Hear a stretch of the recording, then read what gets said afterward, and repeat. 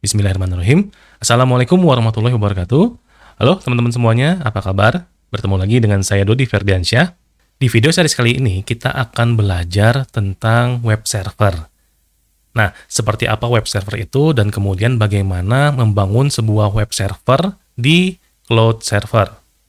Kalau kita lihat definisinya, web server itu merupakan sebuah perangkat lunak atau software yang ada di dalam server yang berfungsi untuk menerima permintaan atau request dari klien atau dari user dengan menggunakan browser melalui protokol HTTP atau HTTPS. Permintaan atau request yang dilakukan oleh user atau klien ini berupa halaman web. Makanya disebut dengan web server.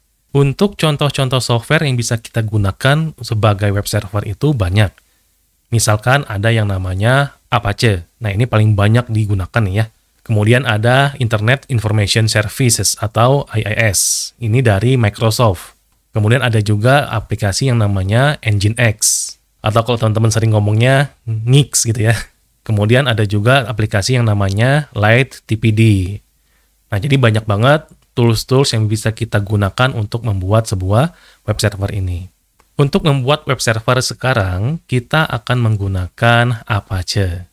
Kemudian, Apache ini kita akan coba install di dalam server cloud yang sudah kita buat kemarin, yaitu kita menggunakan Neo Virtual Compute. Kira-kira apakah Neo Virtual Compute ini bisa mendukung atau support dalam membuat web server? Untuk melakukan praktek pembuatan web server ini, kita masih menggunakan produk dari Bisnet GeoCloud ya. Nah, di depan teman-teman itu sudah ada 3 NVC-nya atau Neo Virtual Compute-nya. Yang akan saya buat web servernya itu adalah VC rumah. Jadi kalau teman-teman mau nyoba, pastikan dulu NVC yang akan kita install itu dalam keadaan aktif. Kemudian harus ingat juga IP public-nya supaya kita bisa melakukan remote dengan menggunakan SSH ke dalam NVC tersebut. Nah, sekarang kita sudah masuk ke sistem operasi Ubuntu yang ada di server cloud-nya. Jadi, teman-teman bisa mengaksesnya dengan menggunakan PuTTY, bisa menggunakan Termius, atau juga bisa menggunakan PowerShell di sistem operasi Windows kita dengan menggunakan perintah SSH. Jadi, banyak caranya. Kemudian, kita gunakan perintah update dan upgrade. Kemudian, parameternya -y. Setelah proses update dan upgrade-nya selesai, kita akan menambahkan hostname-nya. Perintah yang kita gunakan adalah nano, kemudian foldernya itu ada di etc sama di hostname. Ini default-nya adalah VC rumah, saya rubah menjadi namanya dodiferdiansyah.id misalkan. Kemudian kita save dengan nama file yang sama. Jika sudah, kita masukkan domain tadi di folder host. Itu ada di etc, kemudian nama filenya adalah host. Kemudian kita tambahkan satu IP lagi, 127.0.0.2, namanya adalah dodiferdiansyah.id, misalkan seperti ini. Setelah itu kita save dengan nama file yang sama. Kemudian kalau sudah, kita buat satu user sudo lagi ya, dengan perintah add user, misalkan Dodi. Kemudian passwordnya saya gunakan ini, terserah teman-teman ya, jangan disamakan juga, nggak ada masalah.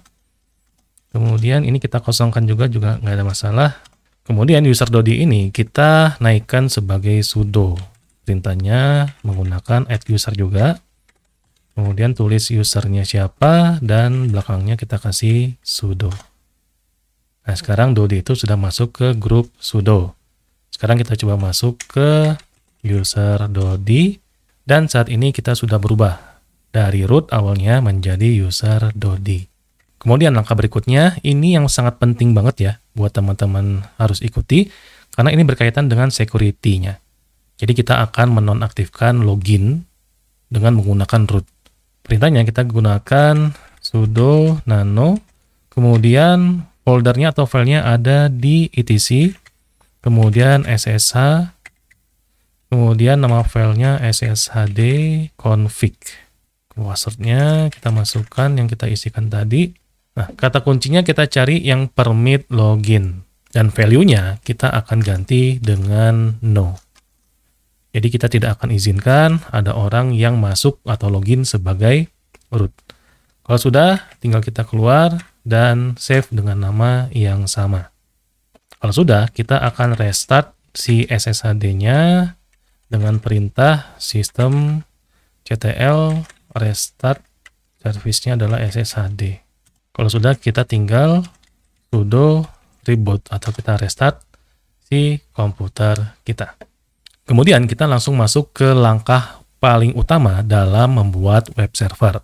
Di sini saya akan menginstal Apache-nya dulu dengan perintah sudo apt install apache 2. Kemudian saya install lagi Apache 2 doc dengan Apache 2 utils.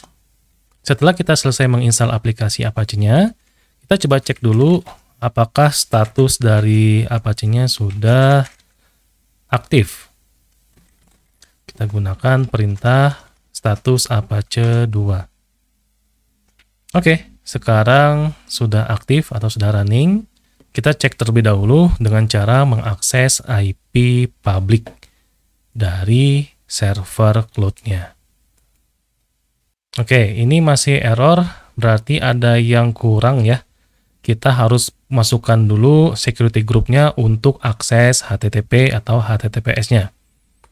Jadi kita masuk ke NVC yang ingin kita buat, kemudian masuk ke security group-nya,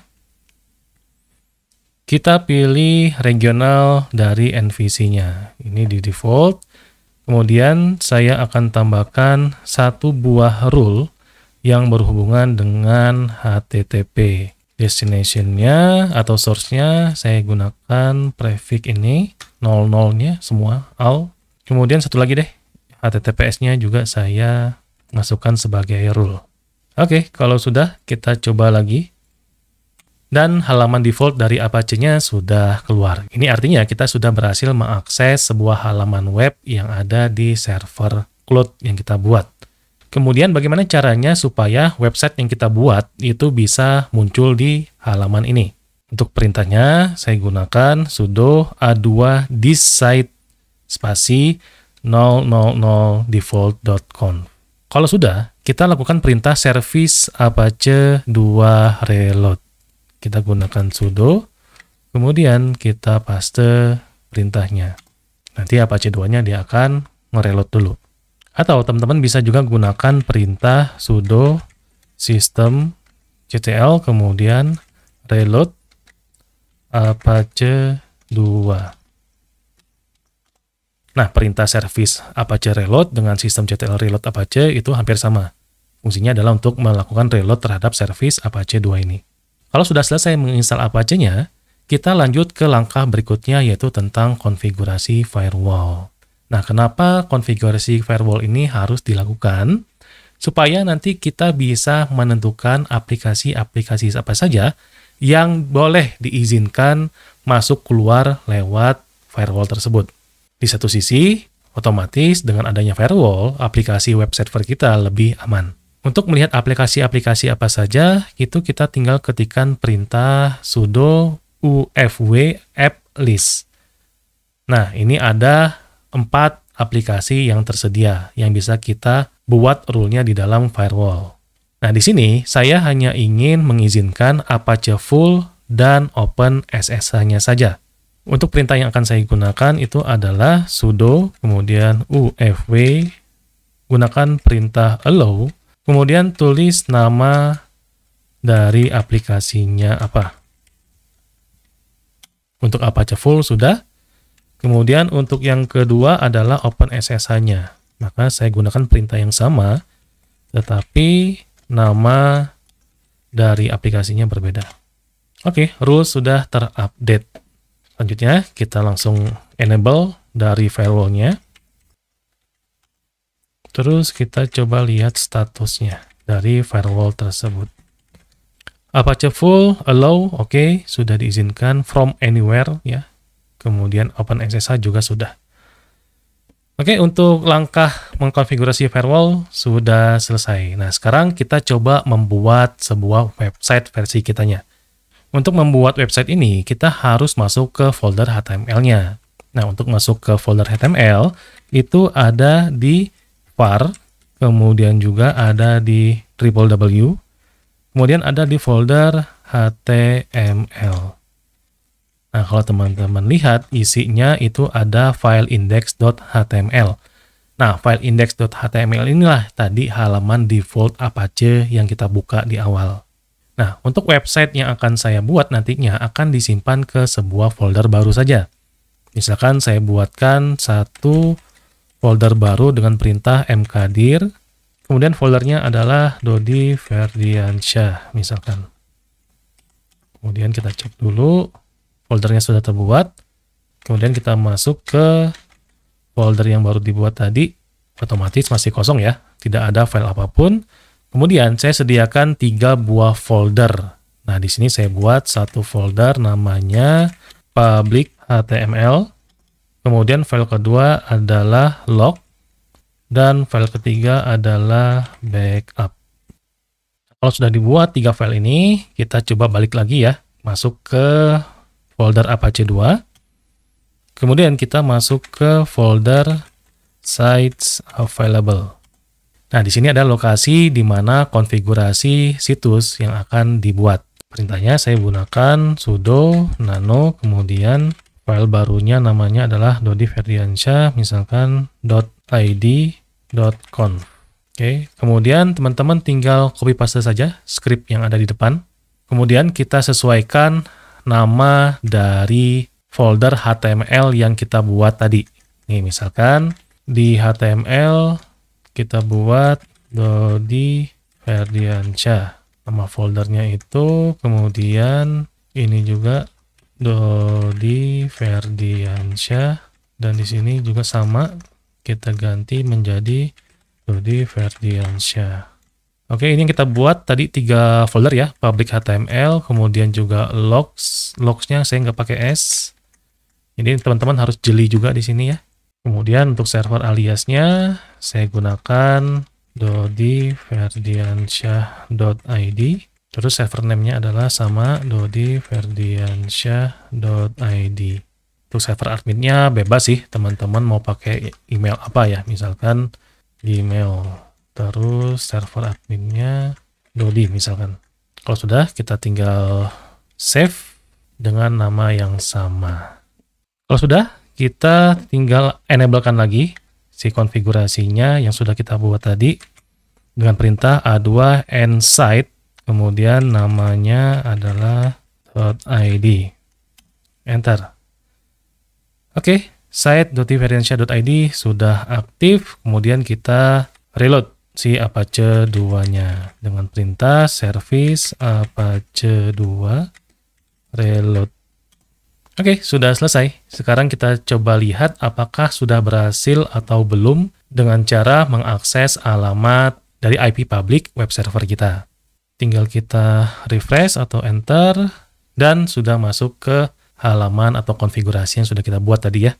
Sekarang kita coba buat file index.html-nya ya, yang simple aja, pakai HTML.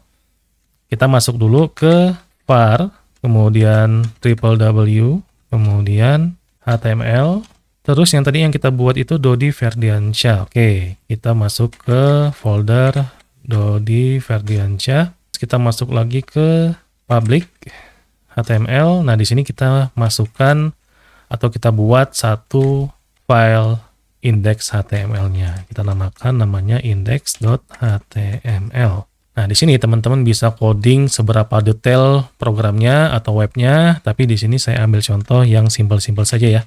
Oke, kalau sudah kita tinggal save, simpan, dan selesai.